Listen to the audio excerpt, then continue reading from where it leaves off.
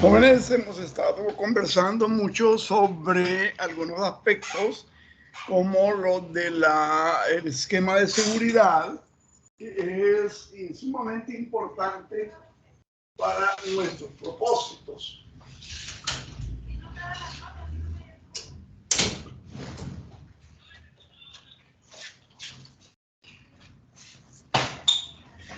Bien, les hemos dejado ahí suficiente material sobre una de las metodologías más ocupadas en el mundo para implantar seguridad de la información, la conocida como COVID. Esperamos que hayan logrado ya estudiar ese material y ojalá presenten algunas inquietudes.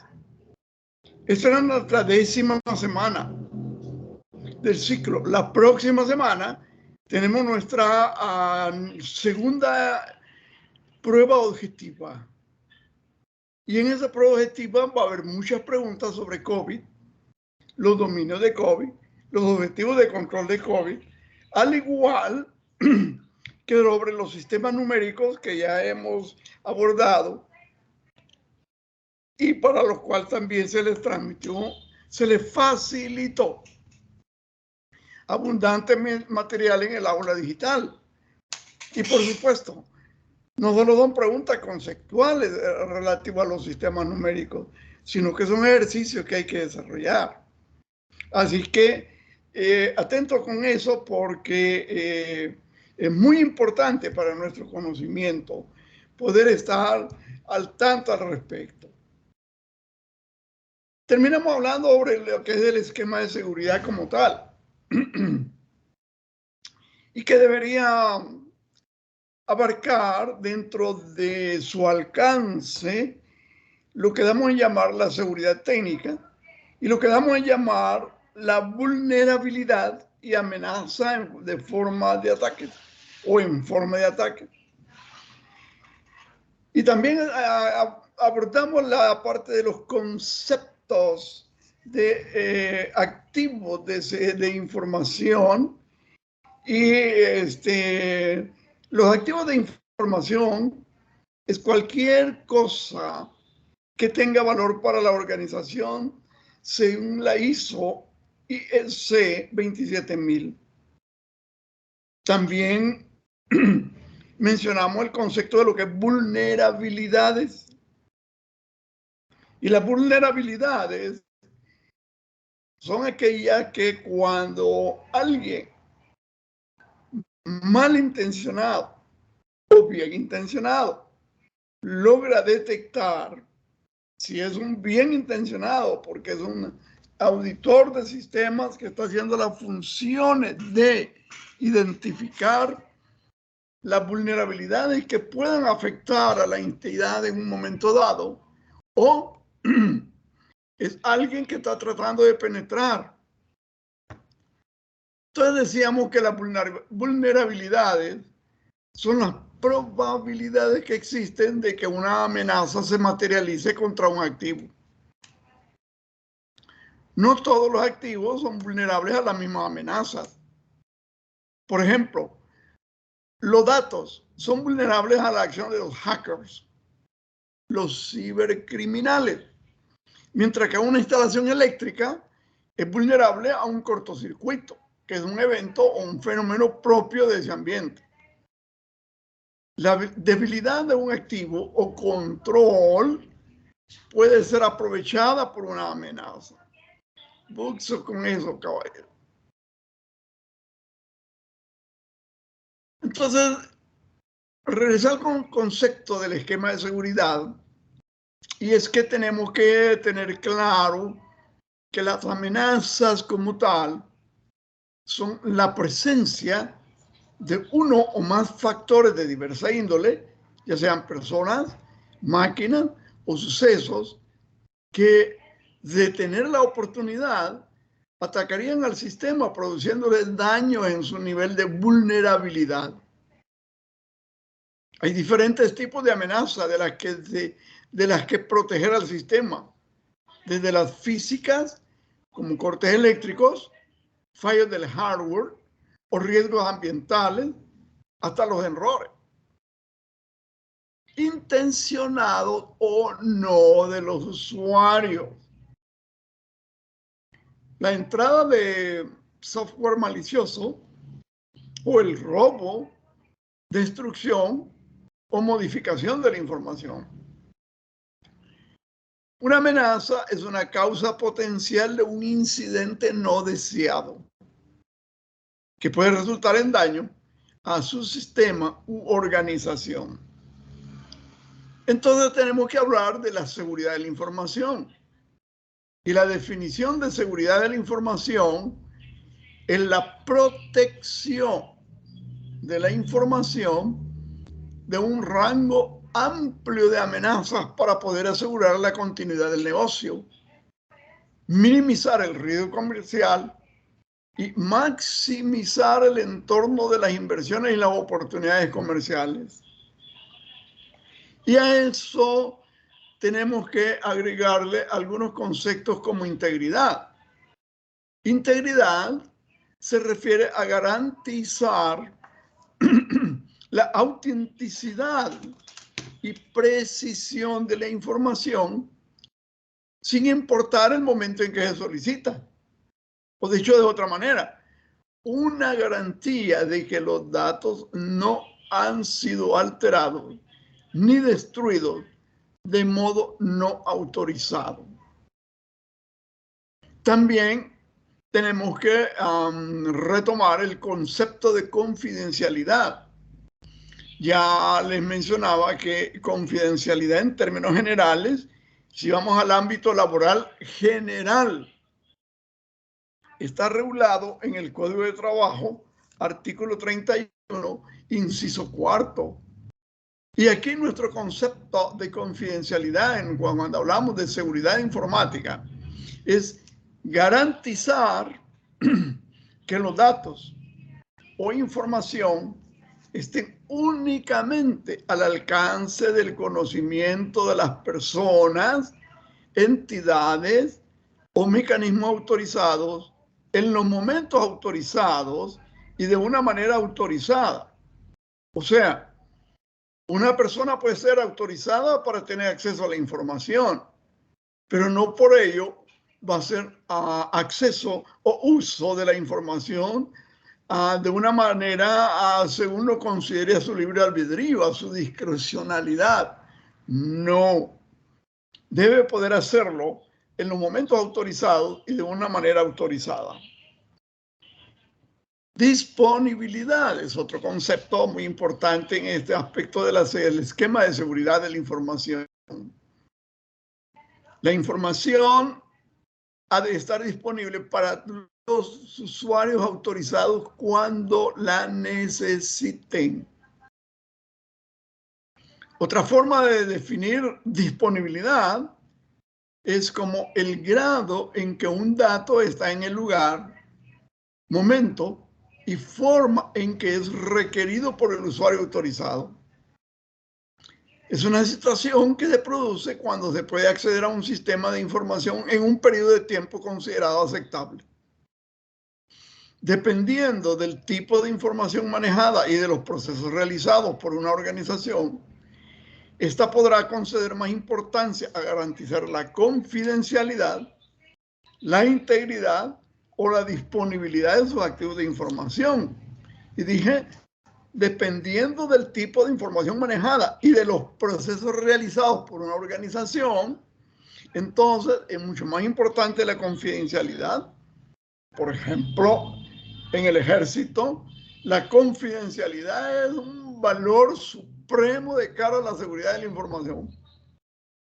En algunos otros aspectos puede ser la integridad. En algunos otros aspectos la disponibilidad. En el ámbito de los negocios, son los tres aspectos los que tienen el mismo valor: confidencialidad, integridad, disponibilidad.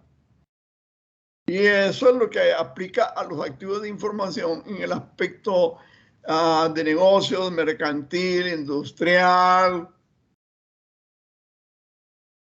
¿Por qué que necesitamos un esquema de seguridad? Se habrán preguntado. Bueno, ¿y para qué se necesita seguridad de la información? La información, procesos, sistemas, redes de apoyo son activos estratégicos. Es esencial la seguridad para mantener la ventaja competitiva, el flujo de caja, la rentabilidad, la observancia legal o marco jurídico, la imagen comercial. Y la imagen comercial está asociada a lo que conocemos como riesgo de imagen. La seguridad de la información en este sentido funciona como un facilitador de negocio entre el sector público, el sector privado, entre la empresa y los proveedores, la empresa y los clientes, la empresa y público en general, en fin, para todos. Y habíamos mencionado ya y lo reiteramos, ¿verdad? Si estamos hablando de un esquema de seguridad, no podemos dejar de hablar de las 3 leyes universales de la seguridad de la información. Y ya hemos dicho, lo repito, ya hemos dicho, la ley número 1, ningún sistema es absolutamente seguro. Ley número 2, si se quiere reducir a la mitad del riesgo, debe duplicarse la inversión en seguridad. Y ley número 3, la criptografía no se rompe, se salta. Ojo con esos 3 leyes, son muy importantes. Señores, comencé diciendo que se les ha facilitado en aula digital mucho material sobre COVID. Y por supuesto, tenemos como que poner especial atención al dominio DSS5, después conocido como DS5, y que se refiere a gestionar los servicios de seguridad. Y en gestionar los servicios de la seguridad, debemos describir el proceso tal como proteger la información de la empresa para mantener aceptable el nivel de riesgo de seguridad de la información de acuerdo con la política de seguridad. Establecer y mantener los roles de seguridad y privilegios de acceso a la información y realizar la supervisión de la seguridad. Fíjense bien, mantener los roles de seguridad, los privilegios de acceso a la información, realizar la supervisión de la seguridad. Y entonces podemos hacer acopio de otro concepto, es lo que le llaman la declaración del propósito del proceso. Minimizar el impacto en el negocio de las vulnerabilidades e incidentes operativos de seguridad de la información. En ese orden de ideas, y hace un momento acabamos de mencionar la tercera ley de la seguridad de la información, la criptografía no se rompe, se salta. ¿Y qué es criptografía? Mire, en términos bien simples, tratando de minimizar el concepto o generalizarlo de manera que nos quede claro. Entonces, podremos decir, mire, según la ISO 27001, criptografía comprende fácilmente en qué consisten los controles criptográficos indicados por la norma ISO IS 27001 y cómo implementarlos. Pero no hemos definido qué es criptografía, ¿verdad? Y el punto es que ni la norma ISO IS 27001, conocida como Sistemas de Gestión de Seguridad de la Información, requisitos, ni normas asociadas a ella la definen.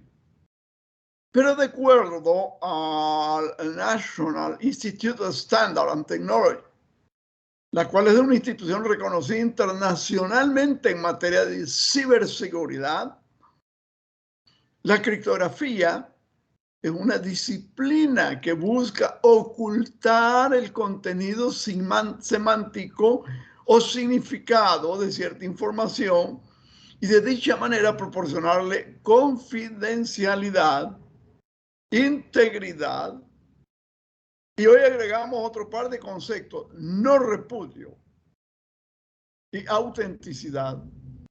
De manera que si habíamos dicho que la tríada de la seguridad de la información era confidencialidad, integridad y disponibilidad, cuando hablamos de usar criptografía para proteger la información, eso se mantiene, pero también agregamos los conceptos de no repudio y de autenticidad.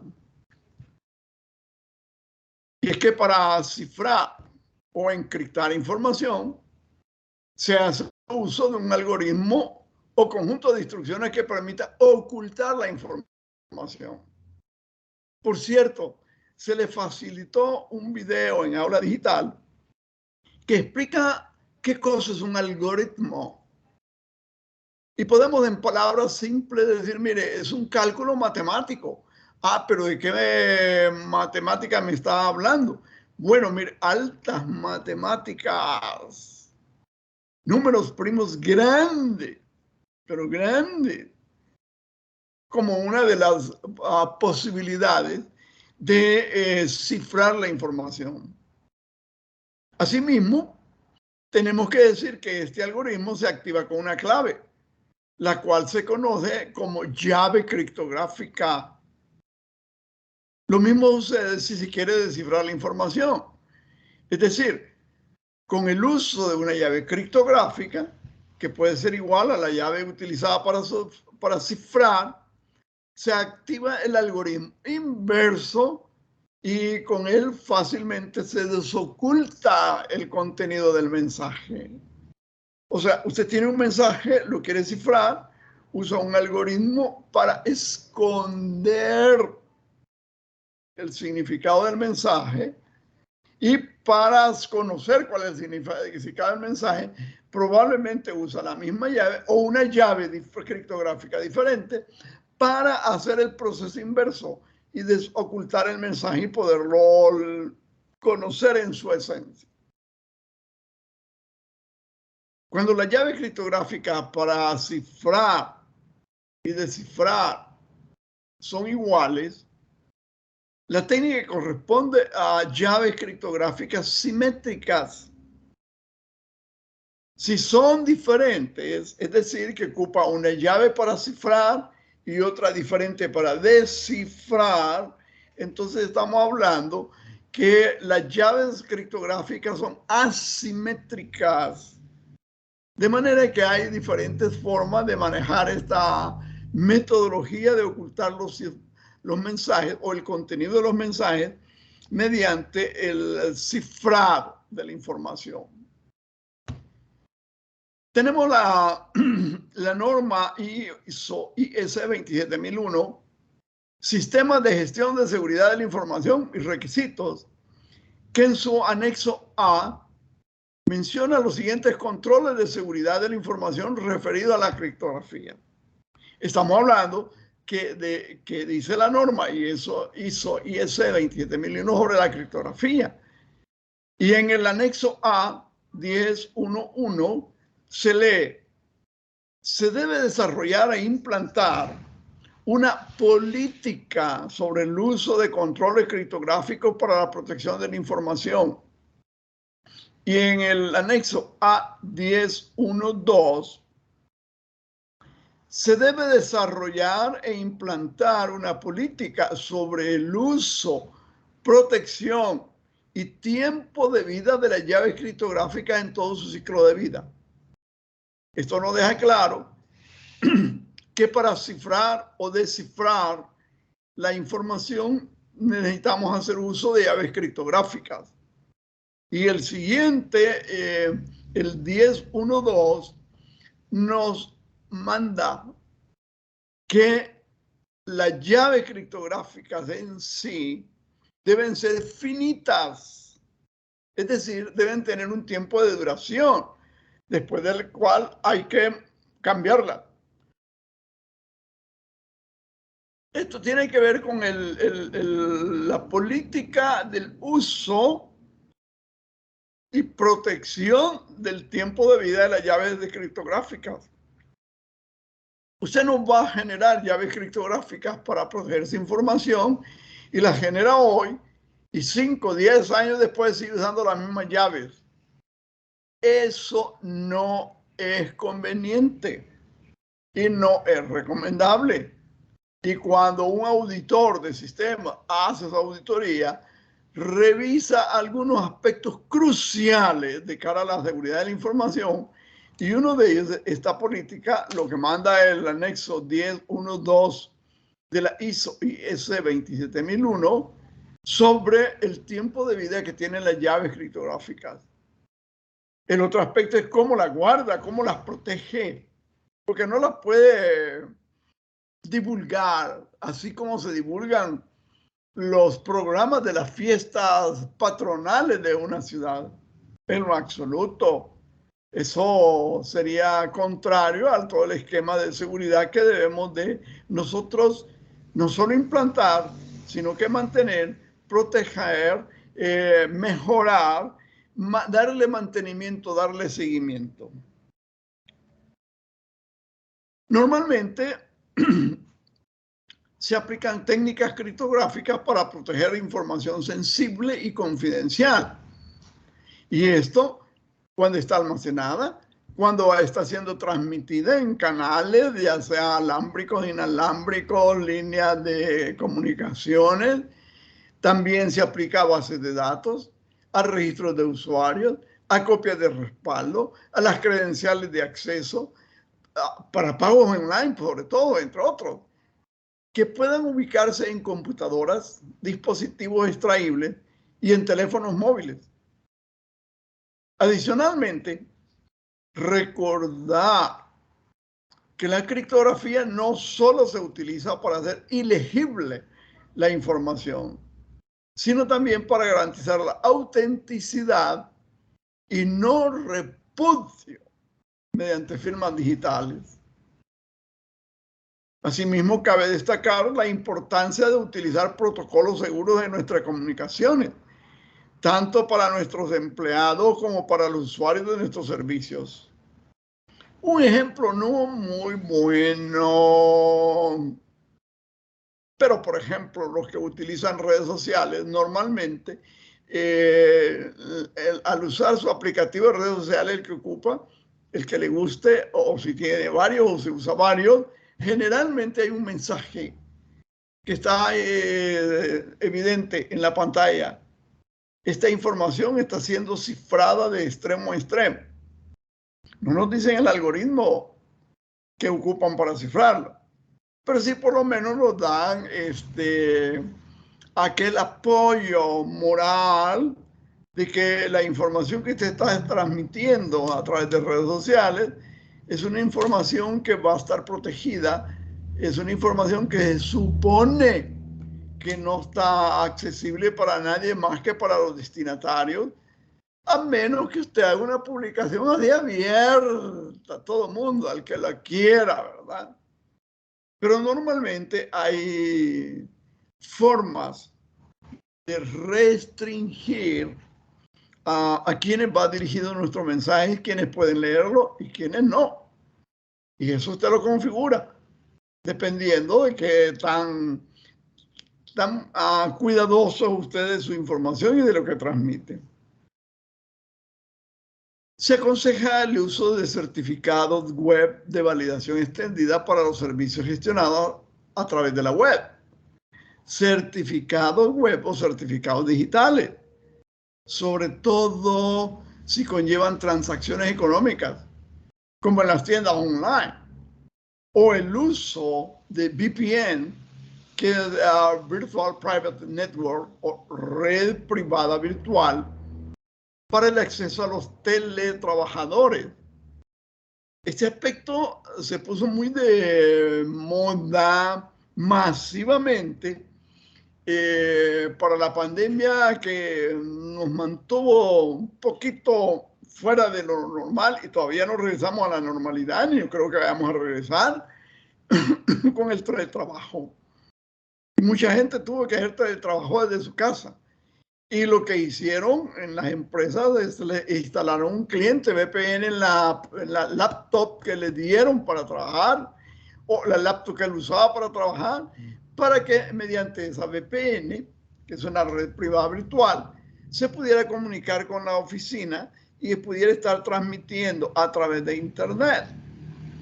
Esa es una gran ayuda desde el aspecto de confidencialidad de la información, porque el VPN va a funcionar, a pesar de que está haciendo uso de Internet, como que todo lo que usted está gestionando, transmitiendo, recibiendo, ciertamente lo manda a través de Internet, pero dentro del mundo del Internet, como que lo mandara dentro de un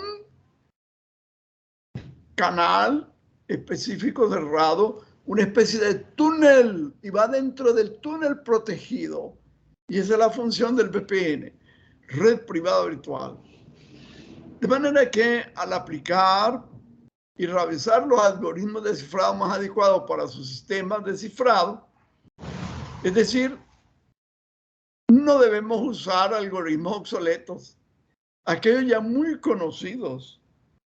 El cifrado asimétrico es preferible que el simétrico, lógicamente, porque el cifrado asimétrico requiere de una llave privada, así se le llama, llave privada, para cifrar el mensaje. Y genera usted también una segunda llave, que es la que le llaman la llave pública, y esa llave pública la pone a disposición de los destinatarios, y con esa llave pública el destinatario va a recibir el mensaje y lo va a poder descifrar. Quien no tenga la llave pública no va a poder descifrar el mensaje que usted ha enviado.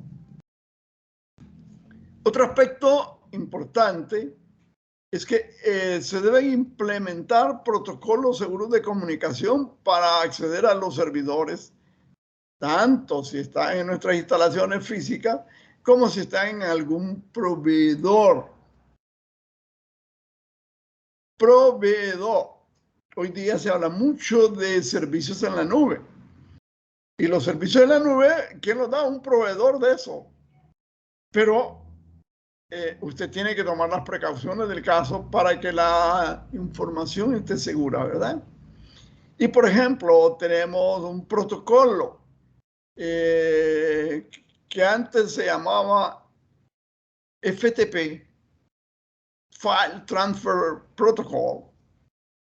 Y hoy ese protocolo FTP como tal no se usa, sino que debe usar uno que se llama SFTP, Secure File Transfer Protocol, o File Transfer Protocol Secure, para transferencia de ficheros. En el mundo de la web o del Internet, usamos otro protocolo, HTTPS, para la transferencia segura de datos en servicios web críticos, como por ejemplo si hace transacciones mercantiles o financieras en la web, si descarga información sensible. Y por ejemplo, si hablamos de la red Wi-Fi, hay una cantidad de protocolos que se han usado en la red Wi-Fi. Originalmente era el WAP, después el WAP P2, después del WEP, y así sucesivamente, de manera que a medida que vamos avanzando y que va transcurriendo el tiempo y que se considera que los hackers ya lograron descifrar el protocolo que estamos usando para una red Wi-Fi, hay que cambiar ese protocolo y hay que poner uno más seguro. Y eso, por ejemplo, el WPA2. ¿Cómo funciona este algoritmo para una seguridad Wi-Fi? Y esto ya no se usa más, por cierto, ¿verdad? El protocolo WPA2, también conocido como el IEEE 802.11i, o más conciso, el 802.11i, es una modificación del protocolo original 802.11.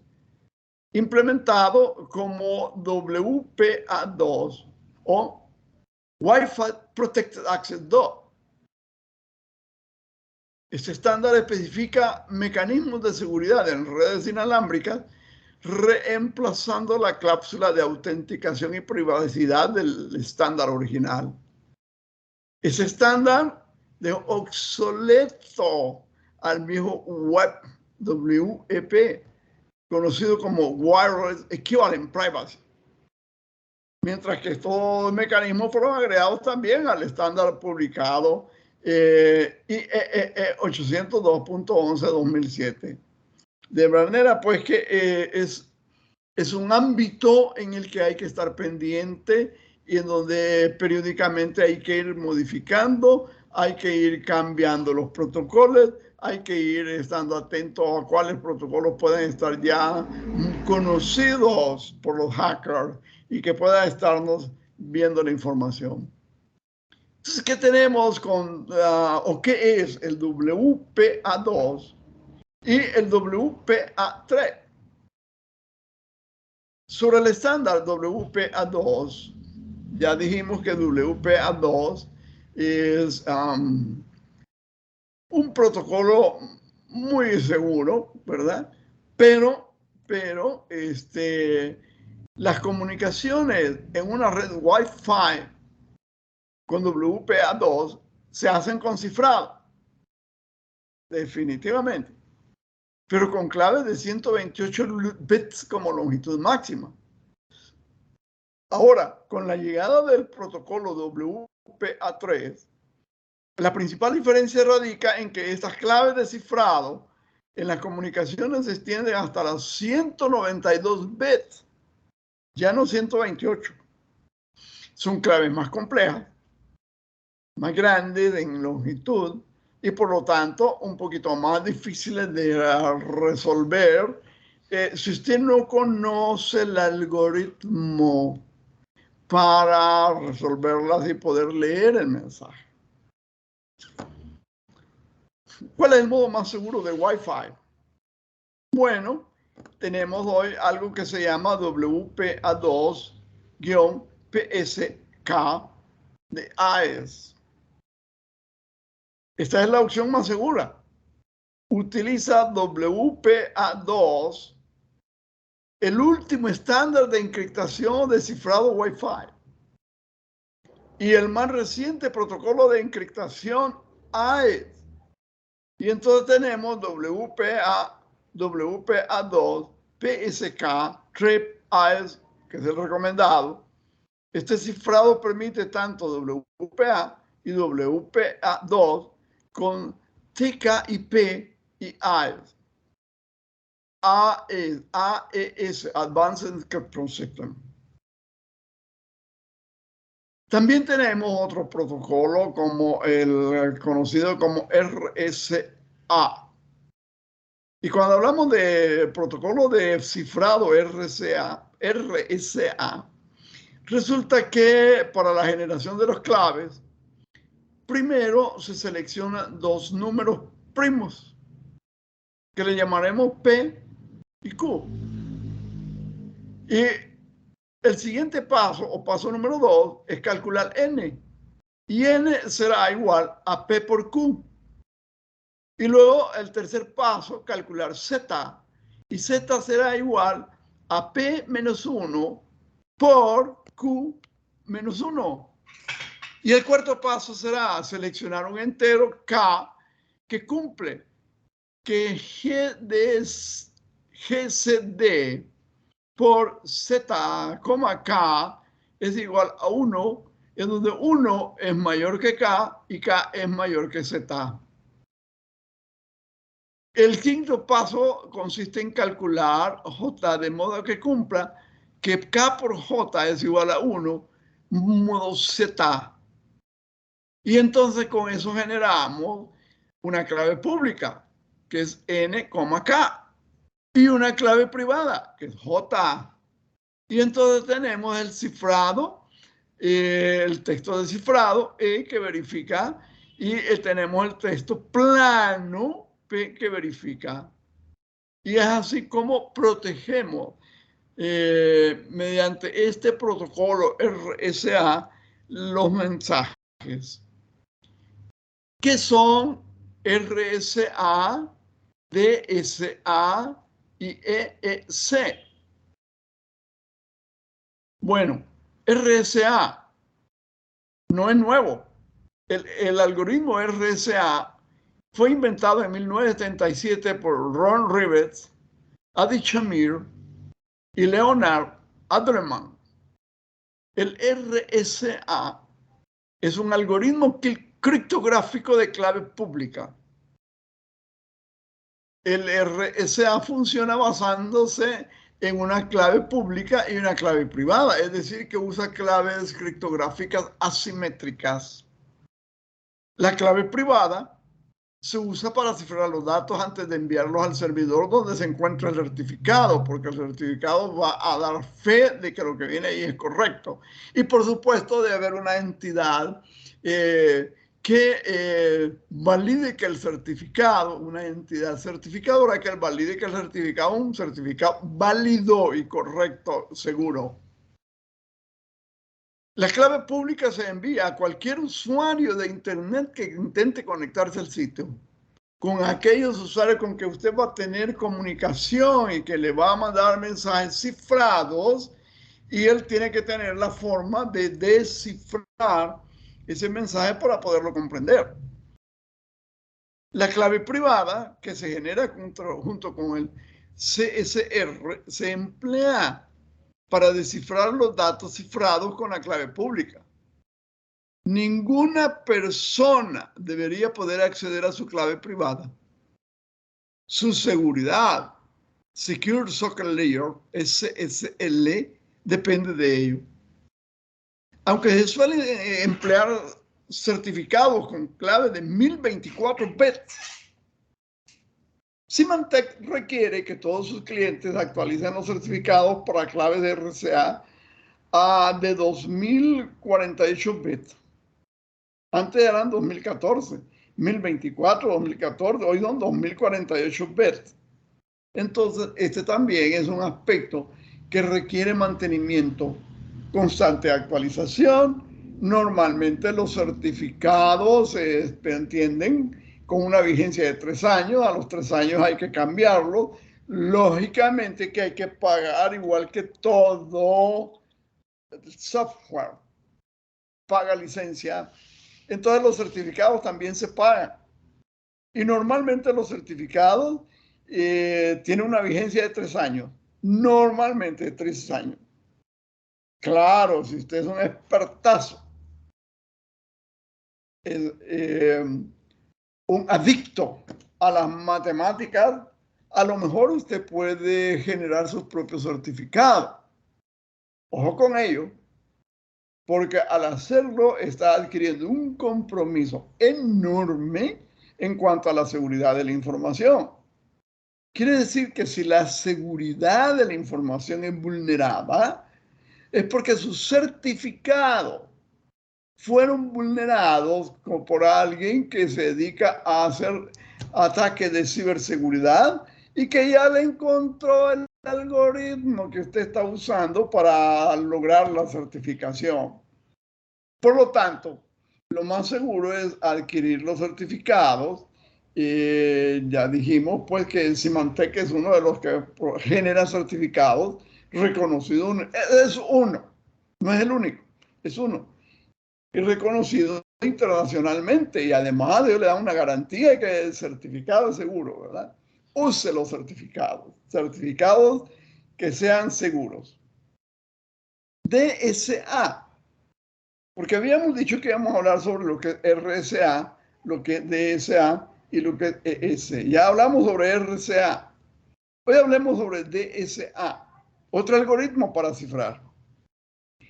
El algoritmo de firma digital DSA, sus iniciales mayúsculas, su nombre Digital Signature Algorithm, emplea un algoritmo de firma y cifrado distinto al de RSA, aunque ofrece el mismo nivel de seguridad. Lo propuso el National Institute on Standards and Technology, el NIST, NIST en 1991 y fue adoptado por Federal Information Processing Standard, FIPS, en 1993. Fíjese que lo propone en el 91, el National Institute of Standard and Technology lo estudia, lo examina, trata de entenderlo cuál es y de evaluar de cuál es el nivel de seguridad que proponen estos certificados, ¿verdad? O este protocolo de comunicaciones. Y en 1993 se acepta como tal. Se ha revisado a partir de entonces por lo menos unas 4 veces para actualizarlo, ¿verdad?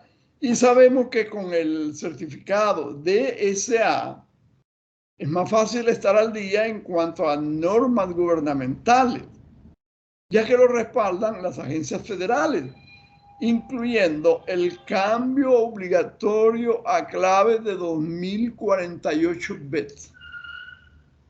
Recuerden que cuando hablábamos del WAP2, que es un protocolo para las líneas inalámbricas, para el Wi-Fi, hablábamos de claves de 128 bits. Aquí cuando vamos ya al mundo real, al verdadero campo de batalla en donde tenemos que proteger la seguridad de la información y garantizarla, entonces hablamos de claves de 2048 bits. Por lo tanto, si se quiere mejorar aún más la seguridad, puede ejecutar RSA y DSA de forma simultánea. Los servidores Apache, por ejemplo, pueden ejecutar los certificados RSA y DSA simultáneamente en el mismo servidor web. En una ventaja para aquellas empresas que quieran maximizar el alcance en la correspondencia corporativa de un organigrama. ¿Qué es el ECC? El ECC es el último método de cifrado y ECC es el acrónimo del inglés Elliptic Curve Cryptography. Curvas criptográficas elípticas, y promete una seguridad más fuerte y mejor rendimiento con claves más cortas.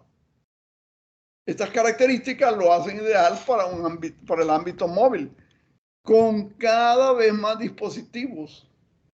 Solo para comparar, una clave SC, ya dijimos, Elliptic Curve Cryptography, de 256 bits, ofrece la misma seguridad que una clave de 3072 bits, producto de las matemáticas involucradas al generar el método de cifrado SC con curvas eléctricas criptográficas.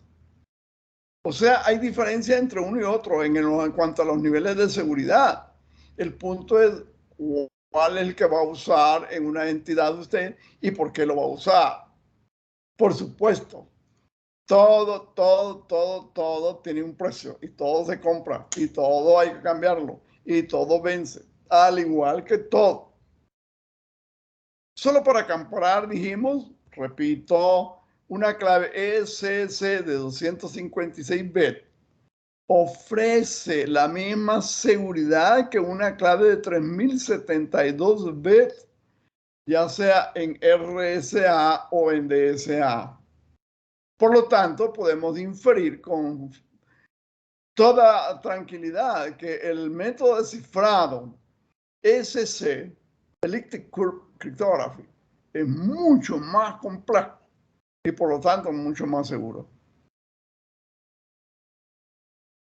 La ventaja o el punto es que como la clave es más corta, se necesita menos potencia informática para obtener conexiones más rápidas y seguras.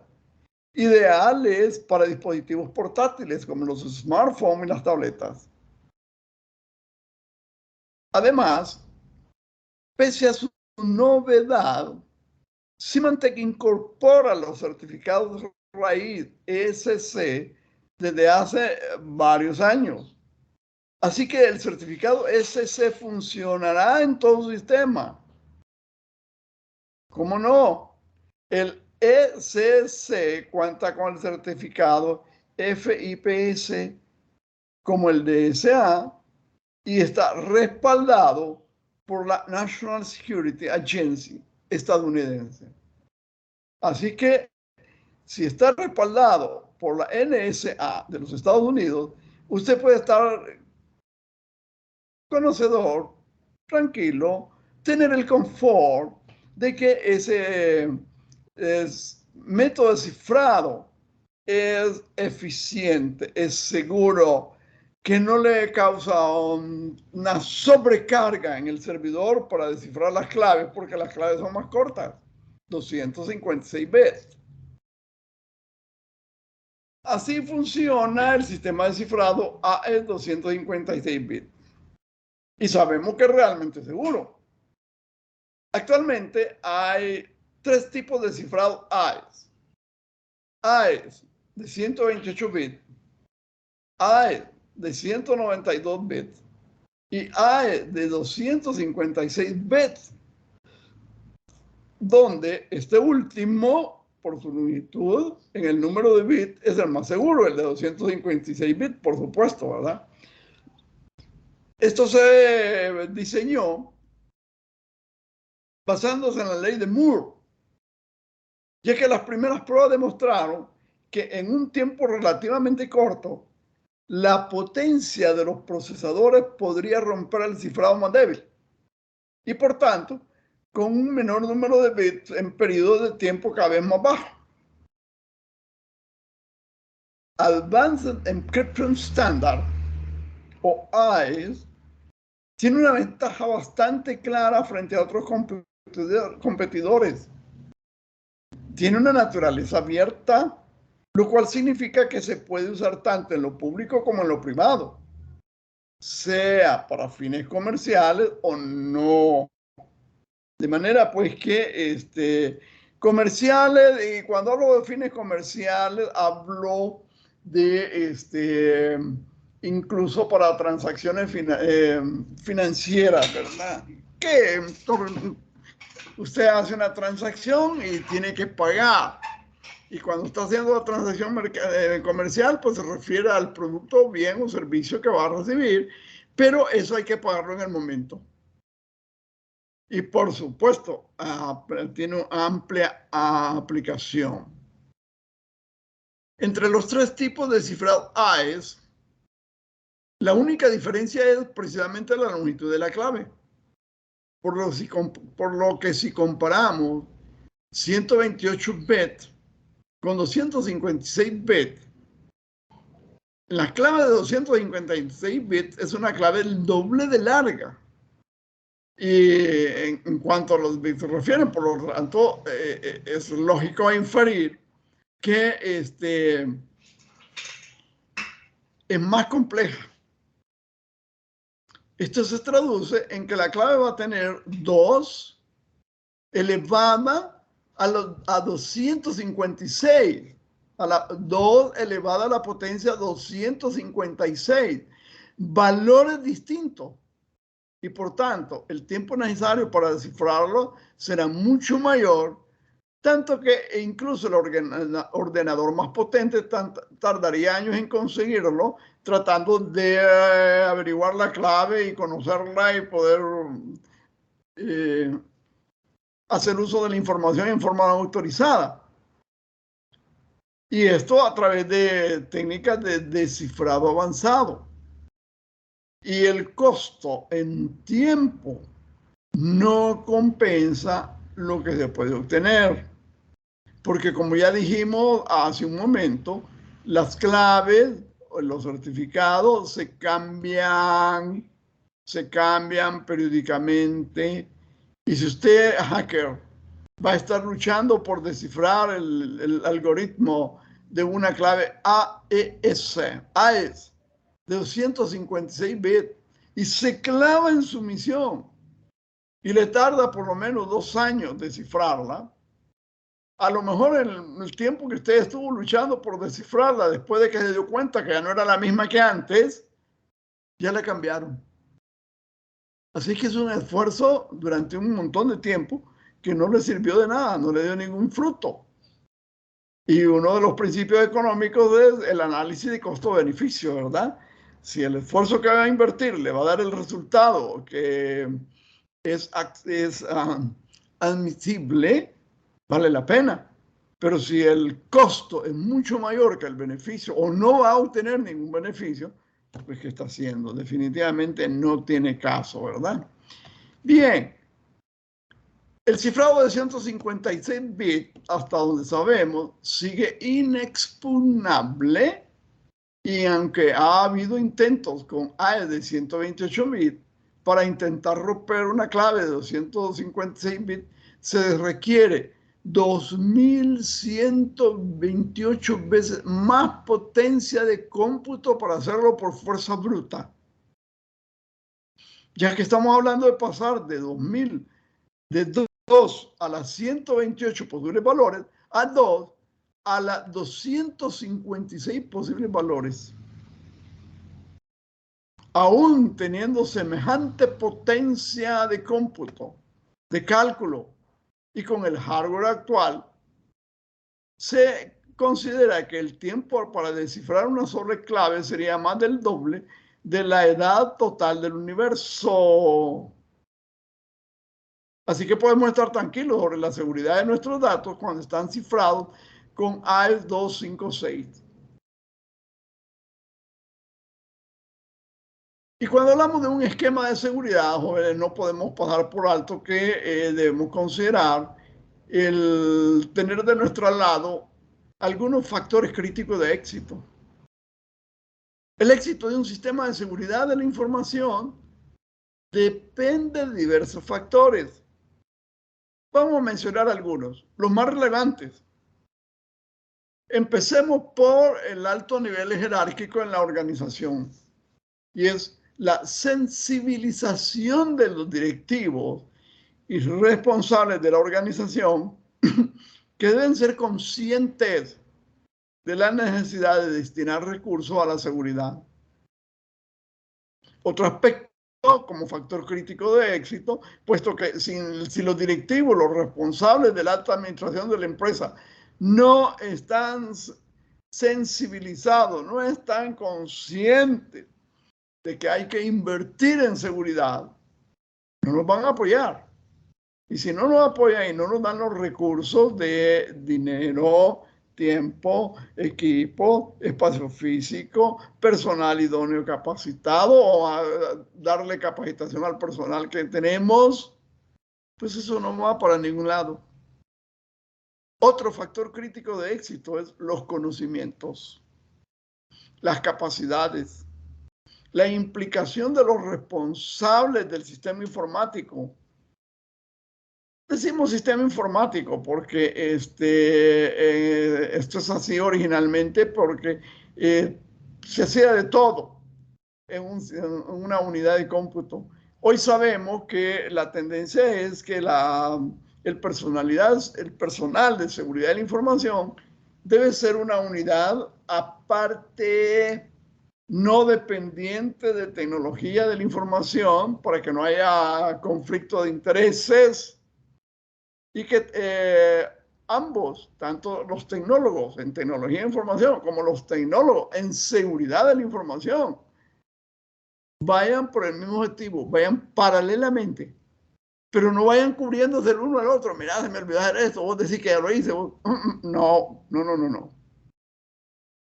Por lo tanto, es importante, es necesario que los conocimientos, las capacidades, la implicación, es decir, la entrega de los responsables del sistema informático, es un dominio de la tecnología utilizada en el sistema informático y conocimiento sobre las posibles amenazas y los tipos de ataques para que vaya caminando a la par y como dije hace un momento, en forma paralela, pero siguiendo los mismos objetivos, pero sin cubrirse entre sí.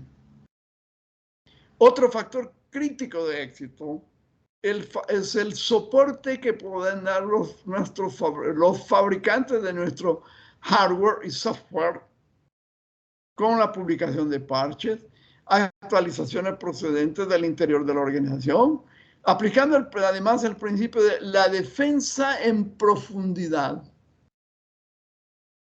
No estamos hablando de que vamos a dormirnos sobre nuestras laureles. Sí, el año pasado hicimos un gran esfuerzo. Usted viera qué duro estuvo, implantamos la seguridad. Pero ya está implantada, ya ahí solita camina.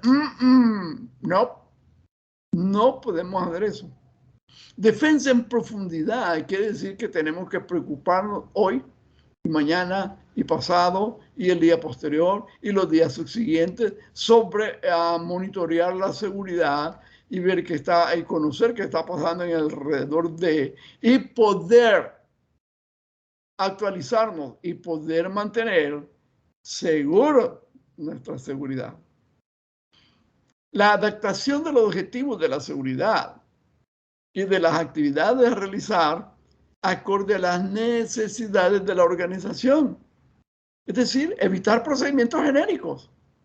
Aquí no puede dar eso.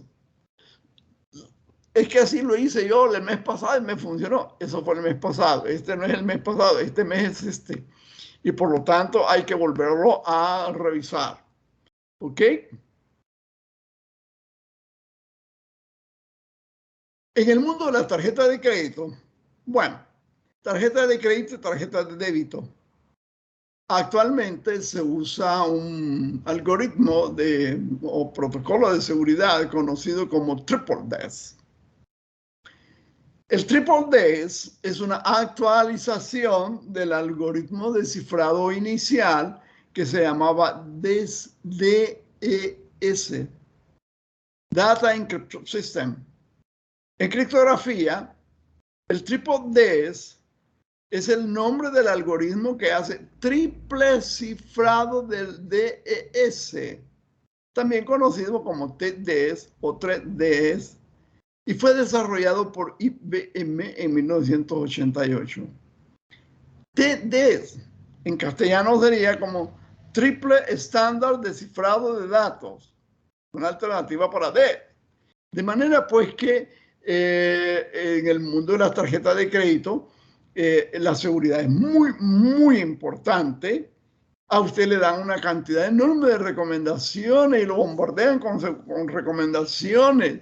Y ha habido tantas experiencias que hoy por hoy, cuando usted hace una transacción y va a honrar esa transacción con una tarjeta de débito o una tarjeta de crédito, ya no es como en el pasado que usted entregaba la tarjeta. Hoy no. A donde usted está le llevan un dispositivo conocido como POS móvil y usted solo acerca su tarjeta a la pantalla del POS móvil y ellos se comunican entre sí, ¿verdad? Porque la tarjeta tiene un chip que le permite electrónico que le permite hacer la comunicación y ya transfiere los datos y ya le digitan el valor de la transacción y la transacción está hecha. Usted no tiene por qué soltar de sus manos su tarjeta de débito ni su tarjeta de crédito. No tiene por qué hacerlo. De manera que eso está garantizado, aparte de lo que es la tecnología de las redes Wi-Fi, todo lo que ustedes quieran, y que actualizaron los dispositivos POS, Point of Sale, puntos de venta, pero también actualizaron las tarjetas y las tarjetas las incorporaron en un chip que está por ahí, y ese chip es el que maneja la transacción con el POS. Pero esa transacción está protegida por un protocolo de comunicaciones de cifrado que se conoce como Triple DES, ¿verdad? De manera que atentos a eso, por favor. Hay un proceso con el Triple DES de que hay un cifrado, un proceso de cifrado, luego hay otro proceso de cifrado, luego hay un tercer proceso de cifrado, pero el proceso de cifrado 1, el primero, le genera una llave, el proceso descifrador le genera una llave diferente que sirve para hacer el proceso cifrado 3, que le genera una tercera llave criptográfica, que es de la última a la que vale, y es lo que se le llaman el criptograma. De manera pues que es un proceso complejo, complejo matemáticamente, complejo desde el punto del procesamiento para cifrar o descifrar. Por lo tanto, los dispositivos requieren mayor poder de cómputo, mayor velocidad, mayores recursos para poder realizar todo ese proceso cifrado-descifrado en un tiempo finito bastante corto, que pareciera ser que como que no ha hecho nada, ¿verdad? No es cierto, no es cierto, no nos confundamos, ¿verdad? O sea, y entonces tenemos algunos algoritmos de encriptación. Por ejemplo, el ROT13, en donde a cada letra se le asigna un número, letra del alfabeto, y se le suma 13. Si a la A le asigna el número 1, el que no es cierto, nunca comienza así, vamos a pensar que a la A le asigna el número 7 y todavía le suma 13. Entonces lo que tiene es un 20 y eso es una A. Y entonces hay que ver qué número le asigna a la letra B, a la C, así todo el alfabeto. Y dependiendo del valor, que no son valores consecutivos, continuos, sino que son discontinuos, y todavía le suma 13. De manera que, así como funciona uno de ellos, ¿verdad? Y entre más bits se use, es más difícil de descifrar. El algoritmo PGP soporta clave de hasta 4096 bits. Se requieren 3 días para descifrar una clave de 56 bits. 6 días, el doble de tiempo, para descifrar una clave de 57 bits. 764 días para descifrar una clave de 64 bits. Por lo tanto, decimos, miren, las llaves de 128 bits son muy seguras, ¿verdad? De manera que así como funciona esta cosa. Jóvenes, espero pues que haya,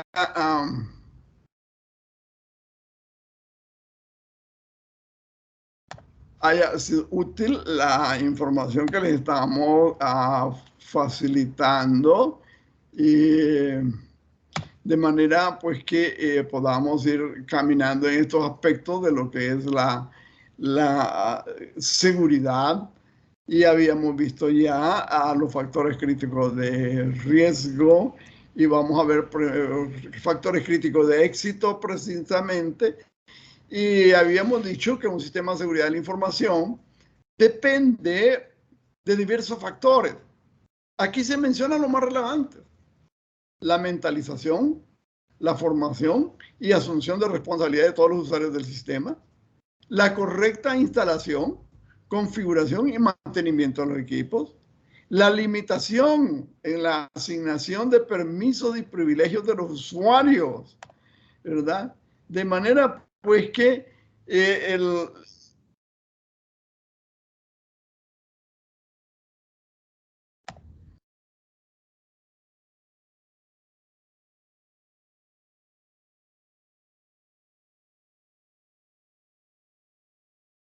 este modelo está basado en el concepto de roles y establece responsabilidades relacionadas con la seguridad de los controles correspondientes. Dichos roles estaban clasificados con base en 7 grupos: la administración general, eh, vamos a ver, y tenemos otra cantidad enorme de aspectos que considerar para que la seguridad de la información sea algo que realmente cumpla con su objetivo de seguridad, ¿verdad? Y no vayamos a...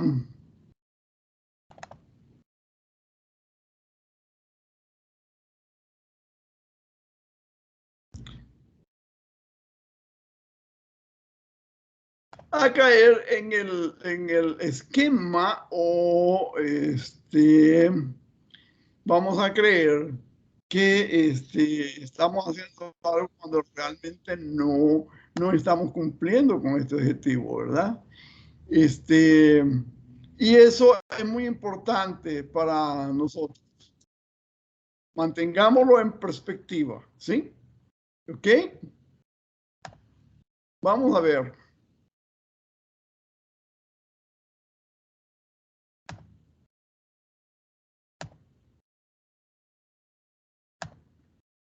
Vamos a hablar un poquitito, además sobre lo que es el marco general de riesgos.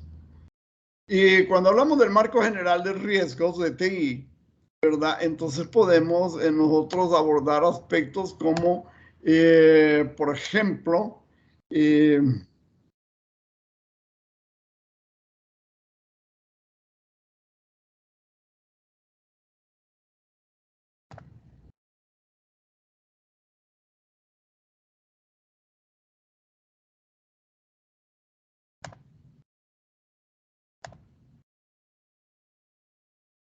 ok, ok, ok, ok.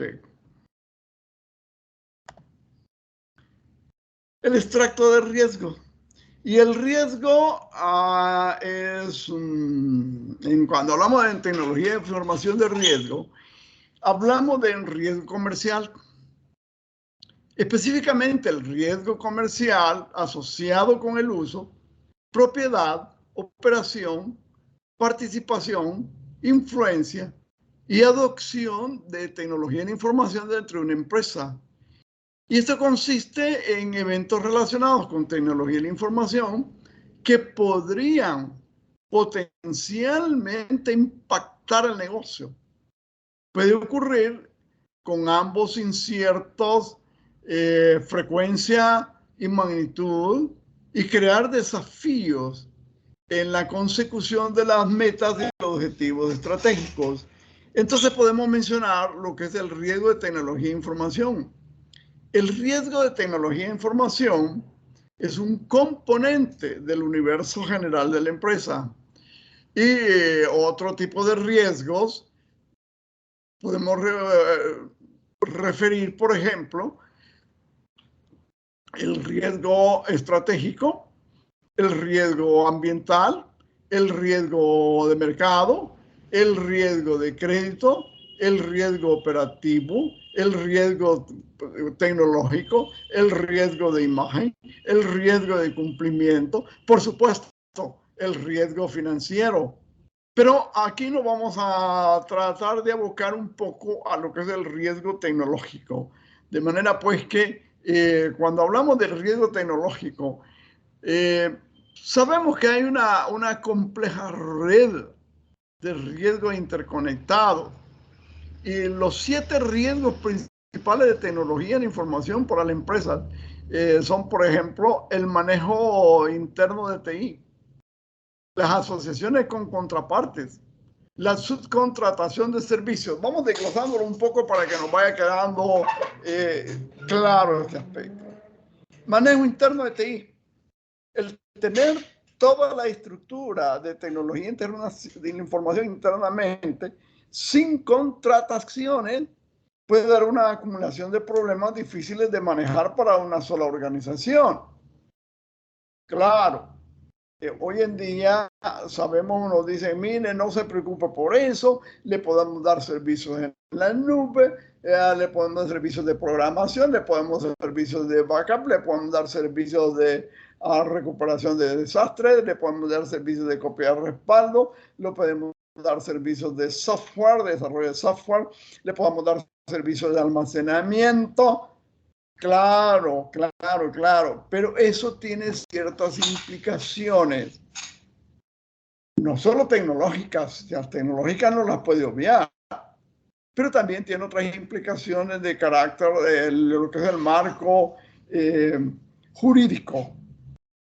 Y ahí es un dolor de cabeza poder aterrizar cuándo y dónde usted va a litigar, cuando tenga una situación que hay que resolver ¿Ante qué país?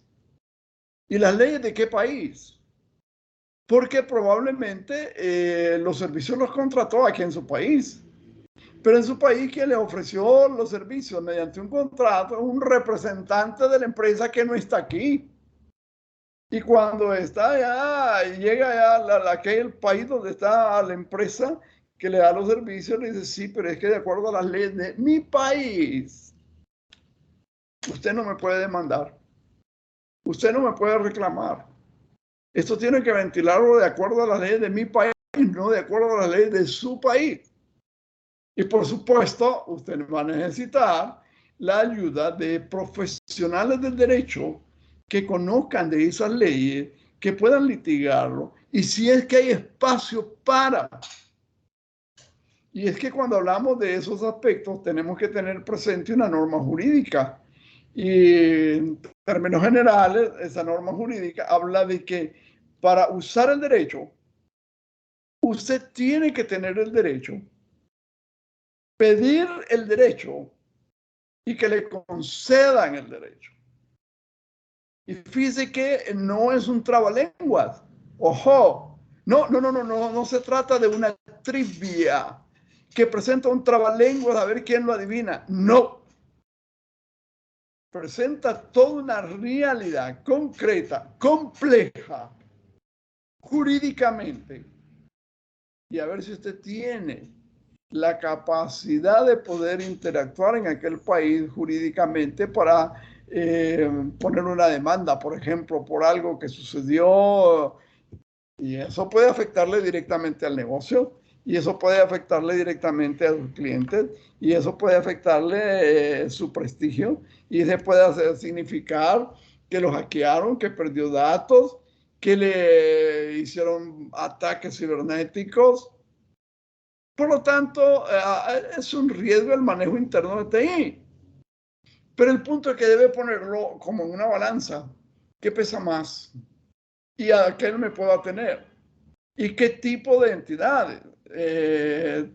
¿A qué tipo de entidades o a qué entidades tengo que responder? Aquí en mi país, por mi negocio.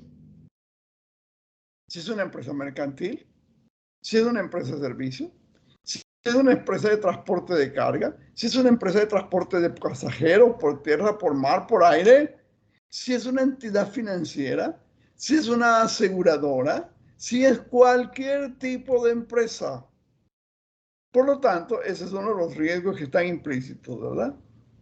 Otro aspecto de dependencia de las tecnologías de la información con riesgo interconectado, por ejemplo, las asociaciones con contrapartes. Al trabajar en un proyecto conjunto con una organización externa, ya sea alguien de la competencia o un socio, pueden existir riesgos de una interconexión directa entre ambas partes y que compartan información. Y de hecho, por ejemplo, en muchos casos las empresas tienen, estoy hablando de El Salvador, tienen su casa matriz en la ciudad capital, pero también tienen puntos de servicio o varios puntos de servicio en el mismo departamento, en la misma ciudad, en otras ciudades del mismo departamento, en ciudades de otros departamentos. Y normalmente para esto ocupan servicios de proveedores que le dan lo que es la transmisión de datos de diferentes formas. Quiere decir que sus datos pasan a través de una infraestructura de comunicaciones de un proveedor. ¿Y cómo se garantiza de que ese paso de sus datos en la infraestructura de comunicaciones del proveedor de los servicios de telecomunicaciones, sus datos no son alterados, sus datos no son leídos, sus datos no son modificados? Es de darle pensamiento, porque ese es uno de los riesgos de TI, conocido como asociaciones con contrapartes. El otro aspecto, otro riesgo interconectado, es subcontratación de servicios. Se tiene que tomar precaución al tener proveedores externos de servicios, como recursos humanos, legal o de TI. Hay que revisar que no se compartan datos de más entre las dos partes. Los servicios externos, que hoy está tan de moda y todo el mundo, es que esto lo vamos a outsourcing, es que esto no es propio de nuestro esto, vamos a contratar y nos lo va a hacer a la empresa. Mire, lo más elemental, servicios generales. ¿Y quién llega a hacer los servicios de limpieza a su oficina? Y normalmente no solo hacen limpieza, le hacen cafecito al personal, se lo sirven, entablan conversación con el personal, preguntan qué es lo que usted está haciendo.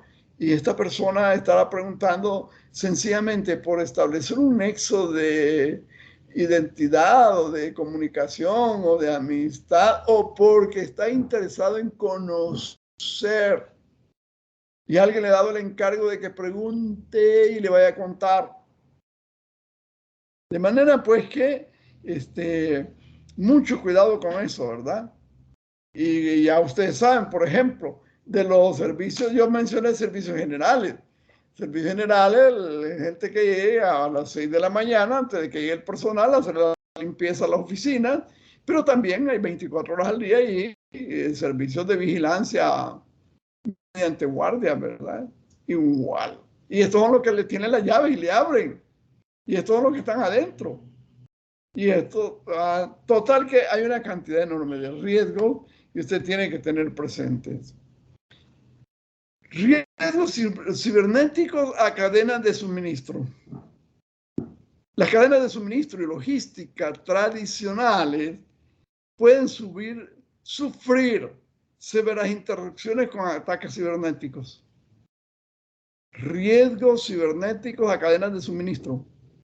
Las cadenas de suministro y logística tradicionales pueden sufrir severas interrupciones con ataques cibernéticos. El otro riesgo es lo que le llaman tecnologías disruptivas.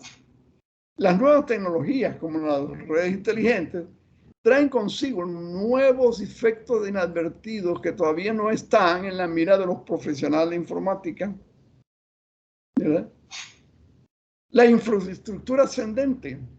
La infraestructura ascendente, actualmente hay sociedades y economías que son sustentadas por infraestructura informática, ya sean sus sistemas de electricidad o telecomunicaciones, que de sufrir alteraciones como una potencial regulación de Internet, crearían riesgos para cualquier organización. Crisis externas, otro riesgo. Los riesgos que están fuera del sistema, en los cuales la organización no tiene ningún control, tales como una pandemia de malware.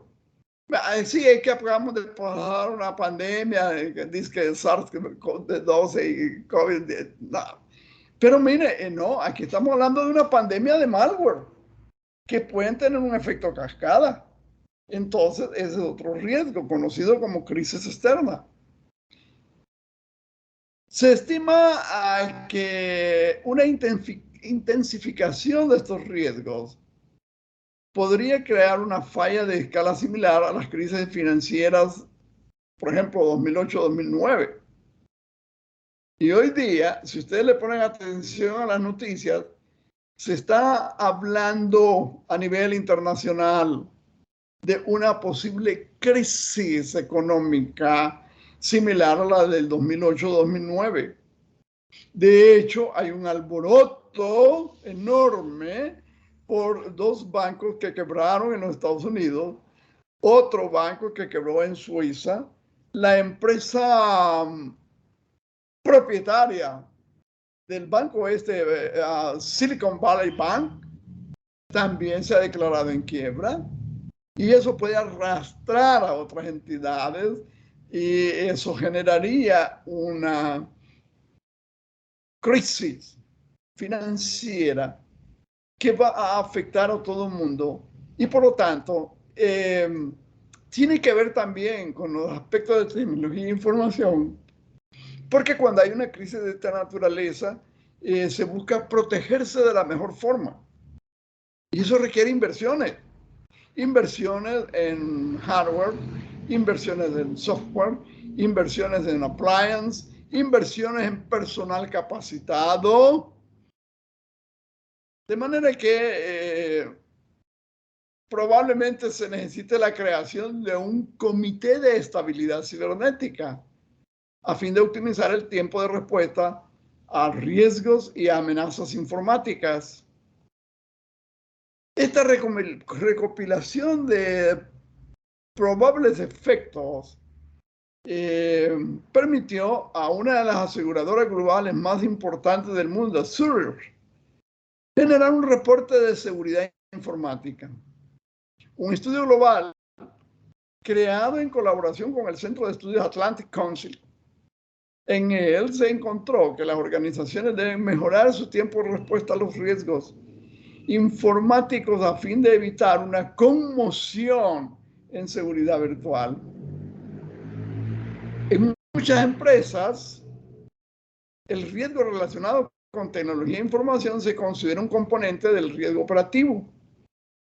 Por ejemplo, en la industria financiera, en el marco de Basilea III. Fíjese que ahorita estoy mencionando un aspecto importante que para ustedes debería ser ya de conocimiento amplio, los acuerdos de Basilea.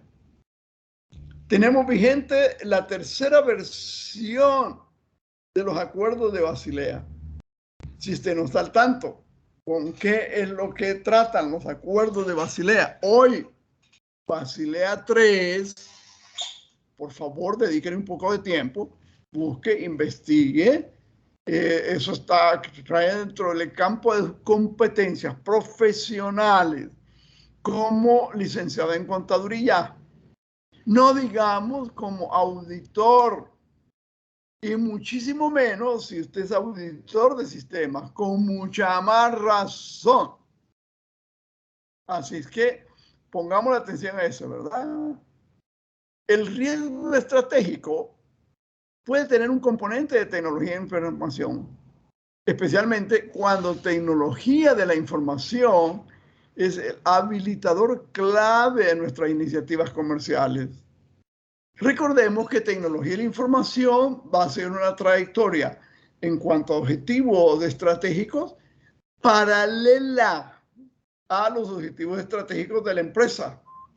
¿Por qué? Porque tecnología de la información es la columna vertebral que sostiene todo lo que es la gestión comercial, mercantil, lo que sea de la empresa.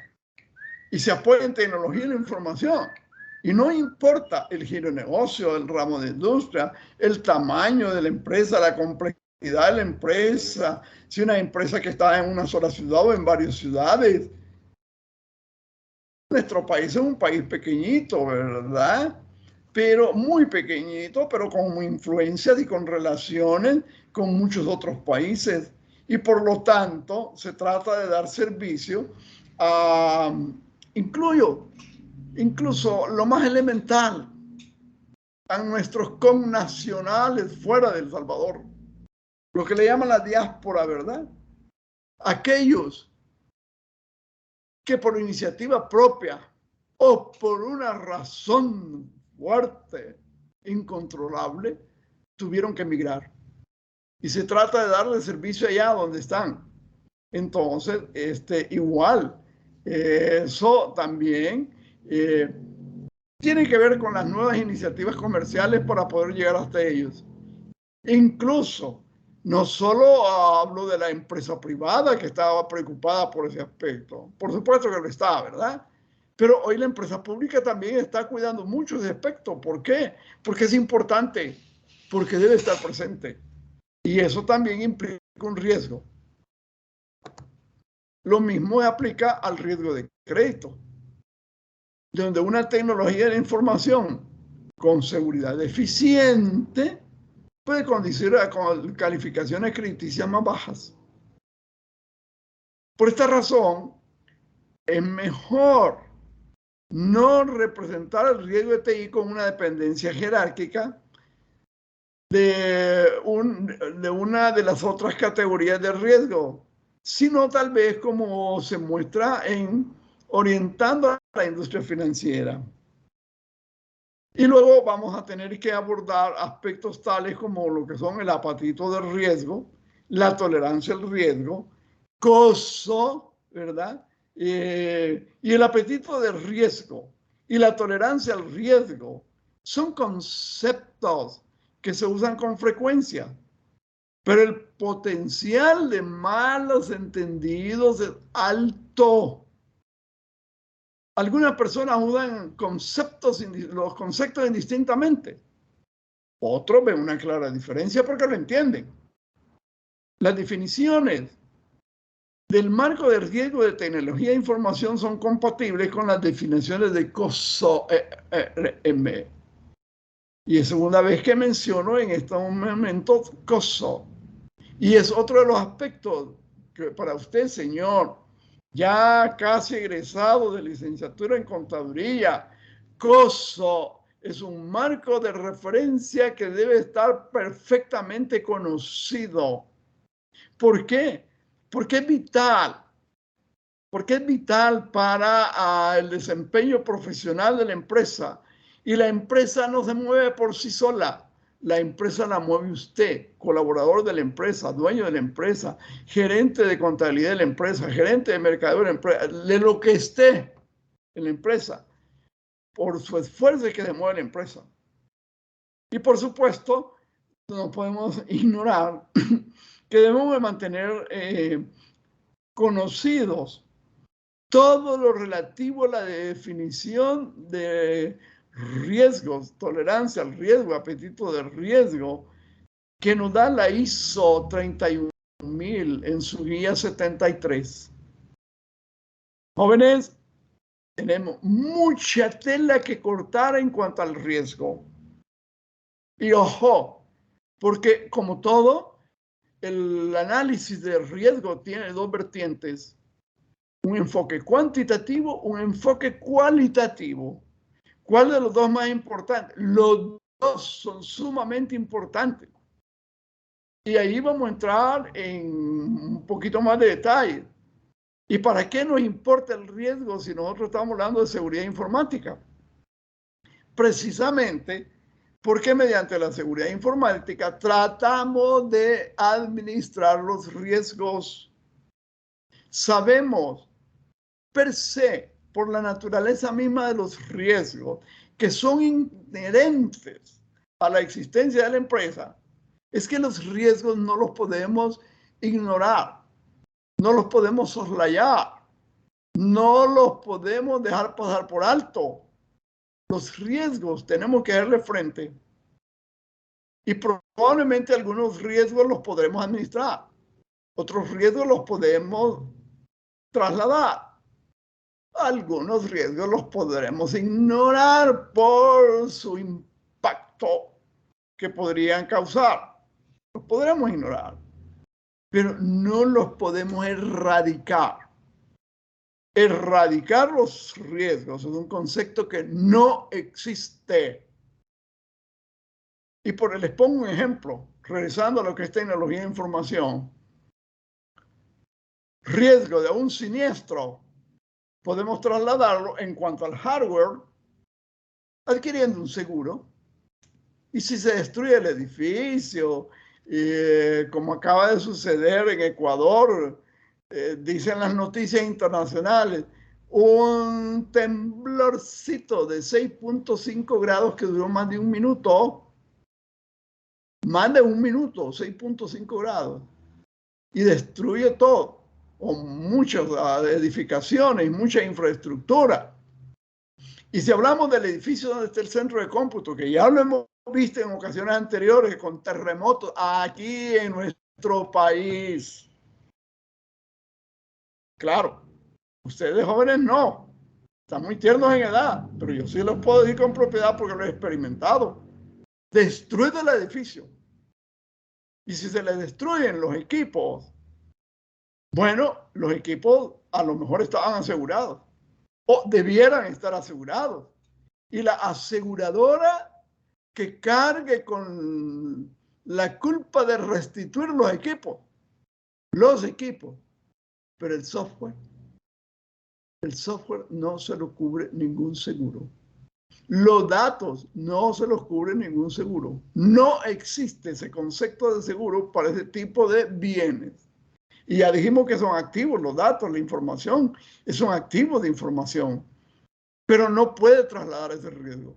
Ese riesgo tiene que manejarlo usted. Y alguien podrá estar pensando, sí, pero es que eso para los de tecnología y la información. Yo soy auditor de sistemas.